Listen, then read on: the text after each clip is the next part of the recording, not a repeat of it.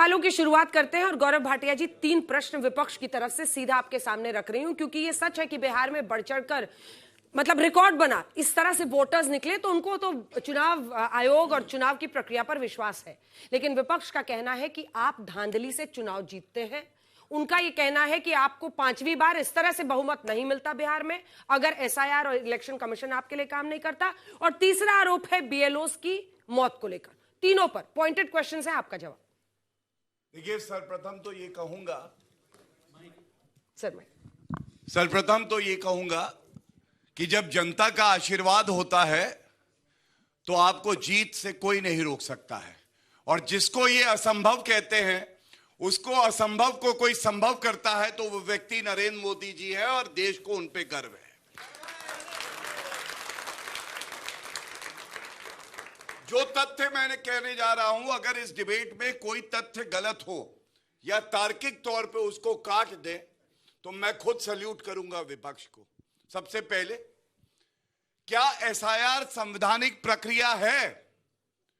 अनुच्छेद 324, अनुच्छेद 326 संविधान का और representation of peoples act 1950 section 21(3) कहता है कि एसआईआर होना चाहिए। तो इसलिए पहले तो यह बताएं कि क्यों नहीं होना चाहिए।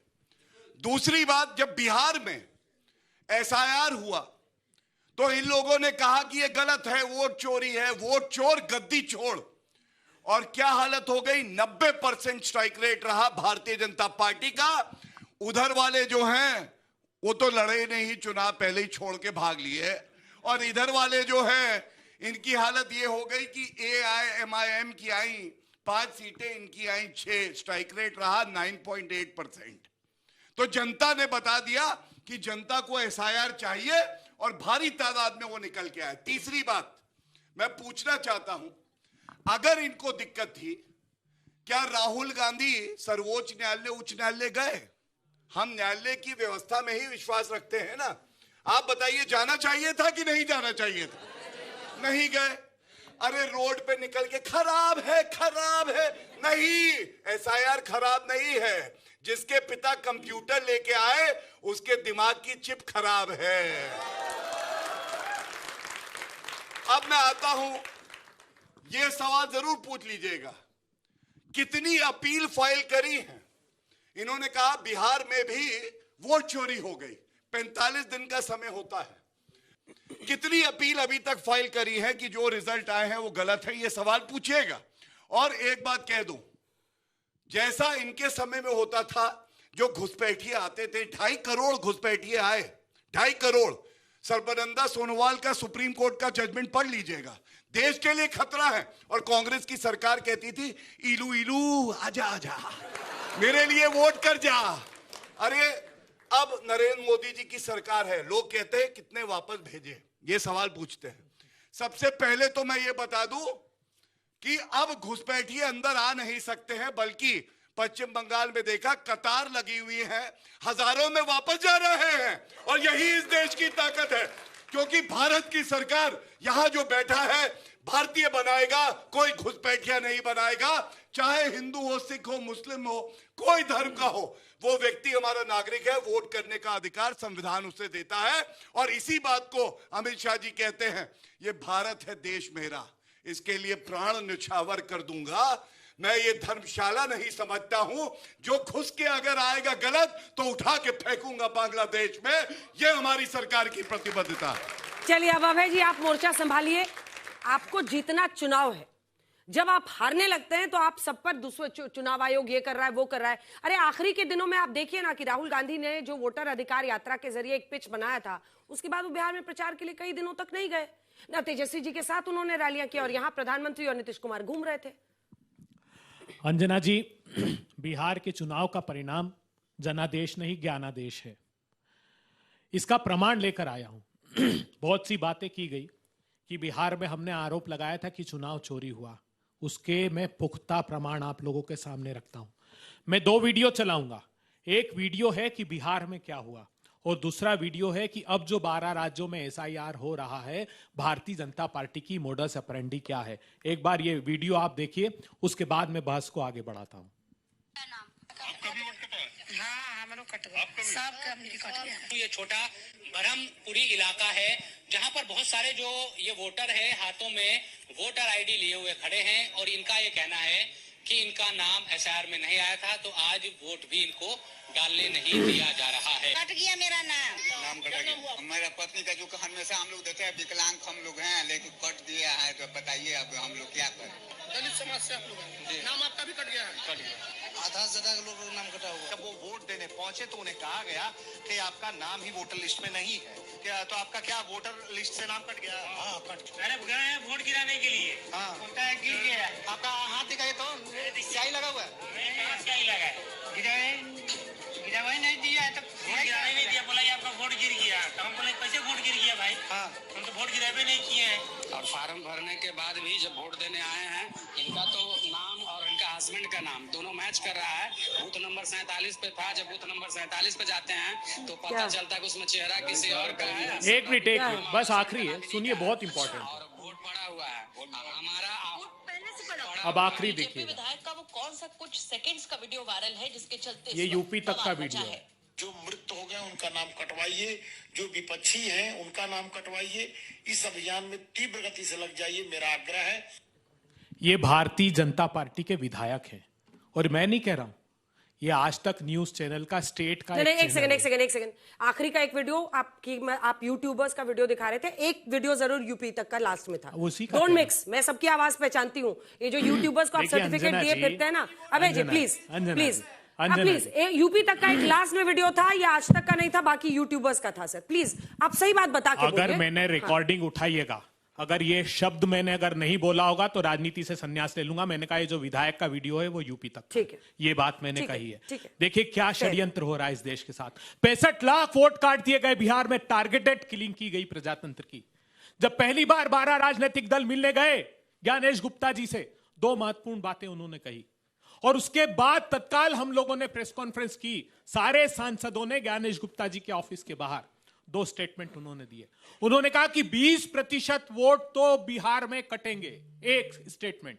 फिर ऑन रिकॉर्ड नहीं है ये, ऑन रिकॉर्ड आप रिकॉर्ड नहीं है, डिफेमेशन केस फाइल कीजिए। ये कहने दीजिए ना ज्ञानेश गुप्ता जी को। आप एसआईआर के खिलाफ कोर्ट नहीं जाने को तैयार है, सबको कह रहे हैं डिफेमेशन फाइल करो, हम कुछ भी बोलेंगे। कॉन्फ्रेंस लिए और ये स्टेटमेंट एक बार नहीं 2 बार दिया है ज्ञानेश गुप्ता जी। कहाँ दिया आप दिखाइए सर, 1 घंटे का टाइम है, अगर ज्ञानेश कुमार ने बोला दिखा दीजिए।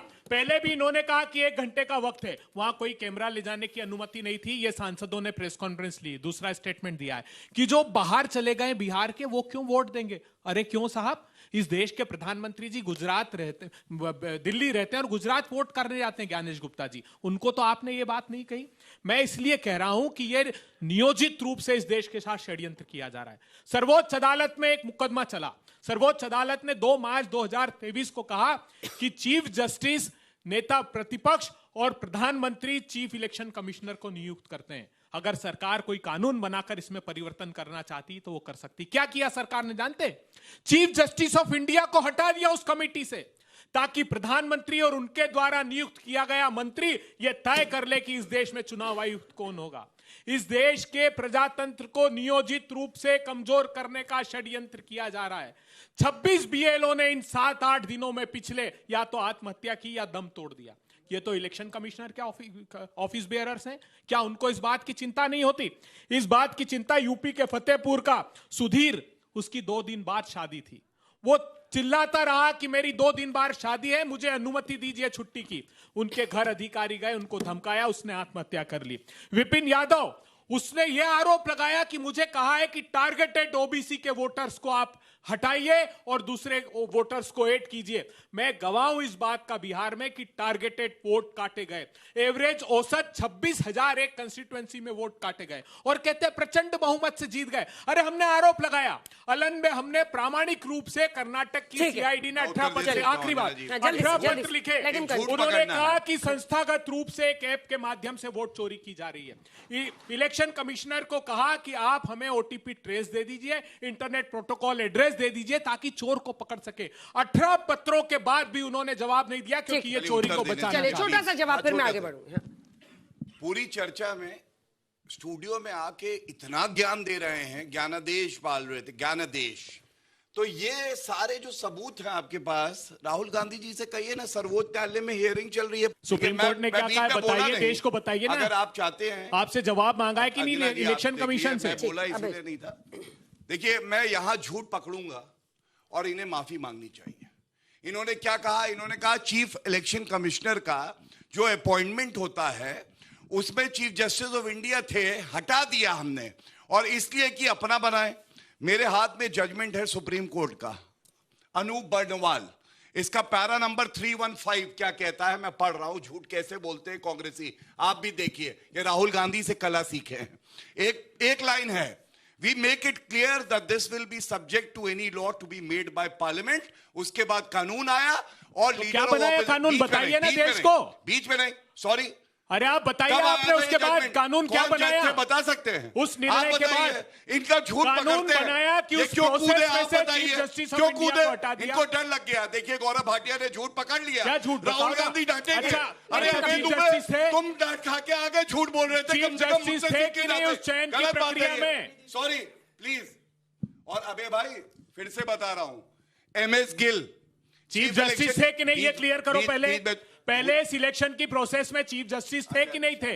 और आपने कानून बनाया, उसमें हटाया कि नहीं, ये बताइए देश की जनता। मैं इसीलिए कहता हूं अभिषेक मनु सिंघवी जी को भेजो, बताइए ना, चर्चा कर ले। अब अबे दुबे को कौन कानून समझाएगा? मैंने जजमेंट पढ़ा, जब तक कानून नहीं है तब तक जजमेंट है, उसके बाद कानून आ गया। लेकिन कानून क्या बनाया ये बताइए ना देश को। बीच में मत बोलिए। हमारे में 3 का कोलिजियम है, प्रधानमंत्री जी हैं, एक कैबिनेट मिनिस्टर और लीडर ऑफ ऑपोजिशन। इनके समय में क्या होता था? सोनिया गांधी बताती थी कि कौन बनेगा अकेला। सेशन थे। देखिए, अरे क्या थक भैया, बहुत डर लगता है यार हम लोगों से, बार-बार कूद रहे हैं। ठीक है, इसके बाद मौका दूंगी बाकियों के पास जाने से पहले। मेरा वादा है, मत पानी पीजिए, पानी पीजिए आराम से, अभी जनता जानना चाहती है। आप प्रजातंत्र को पानी पिला दिया है। हाँ, सुनिए, MS Gill chief election commissioner को कैबिनेट मंत्री बनाया, स्पोर्ट्स मिनिस्टर सोनिया गांधी ने, कोई कोलिजियम नहीं था। नवीन चावला गांधी परिवार में पास्ता और पेने बनाते थे राहुल गांधी के साथ, उनको चीफ इलेक्शन कमिश्नर बनाया। हम पे आरोप लगाते हैं। और एक बात मैं आपको और बता दूं, ये तथ्यों के आधार पे मेरा 1 मिनट दे दीजिएगा, इसके बाद चना दीजिएगा। मशीन रीडेबल फॉर्मेट का इलेक्टोरल रोल नहीं मिल रहा, राहुल गांधी ने कहा। सुप्रीम कोर्ट ने कहा it is for ECI to decide about the format in which the draft electoral roll is to be published. इन्होंने कहा EVM में टैंपरिंग हो रही है। सुप्रीम कोर्ट ने क्या कहा? What happens is if you win the elections, EVMs are tampered, not tampered. When you lose elections, EVMs are tampered. इन्होंने कहा वीवीपैट खराब है। ये सुप्रीम कोर्ट के जजमेंट्स हैं। इन्होंने कहा वीवीपैट खराब है। सुप्रीम कोर्ट ने कहा the mere suspicion that there may be a mismatch in votes cast through EVMs, thereby giving rise to the demand for 100% VVPAT slips verification is not sufficient ground. और आपको मालूम है VVPAT का मिलान हुआ, 100% मिलान था, कोई वोट चोरी नहीं हुई। अच्छा। ये भारत लोकतंत्र है, लोकतंत्र मजबूत है, नेता प्रतिपक्ष कमजोर है।